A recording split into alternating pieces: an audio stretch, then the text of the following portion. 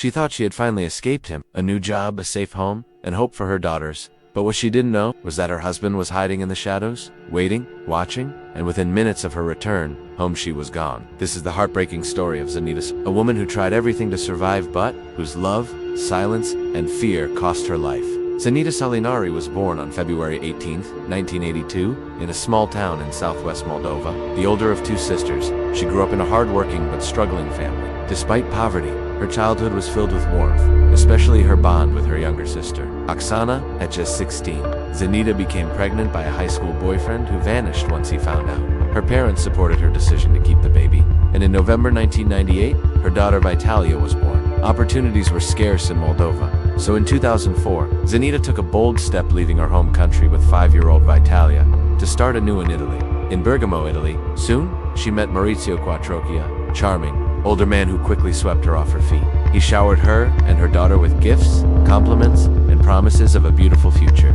6 months later, he proposed. Zenida said yes, but behind the charm was a dark history. After their marriage in 2005, things were good. At first, Maritzio convinced Zenida to quit her job and stay home. He provided financially while she raised their growing family, but over the years, his possessiveness tightened like a noose. He controlled who she spoke to, checked her phone daily, monitored her, social media. Slowly, Zenida became isolated. Still, she endured. She explained his rage as his passionate Italian temperament. He hadn't hit her yet, and he was a devoted father. But verbal and emotional abuse became her daily reality. In 2018, everything changed. Maritzio lost his job, refused to take responsibility, and began drinking heavily. The family spiraled into financial strain. To support her daughter, Zenida returned to work in 2019, first as a waitress, then also as a hotel housekeeper. Her beauty attracted modeling offers. For the first time in years, she felt hope, but Maritzio couldn't stand it. Her independence shattered his ego. He stalked her workplace, caused public scenes, accused her of affairs, and demanded she quit.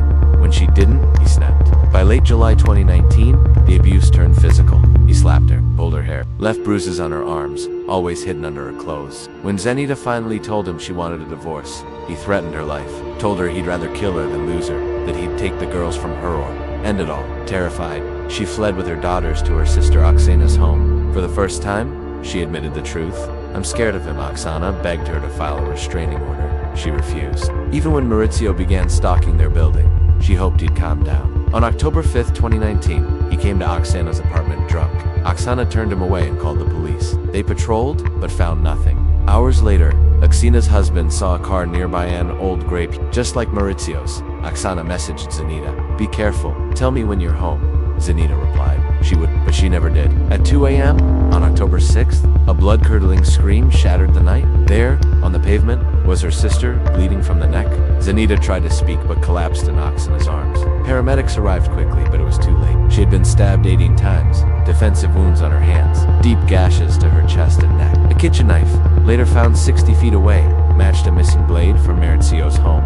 He had waited in the dark, hiding, and the moment she stepped out of her car, he attacked. By evening, police caught Maritzio trying to refuel his car. He claimed he was drunk, that he just wanted to talk, that it was an accident.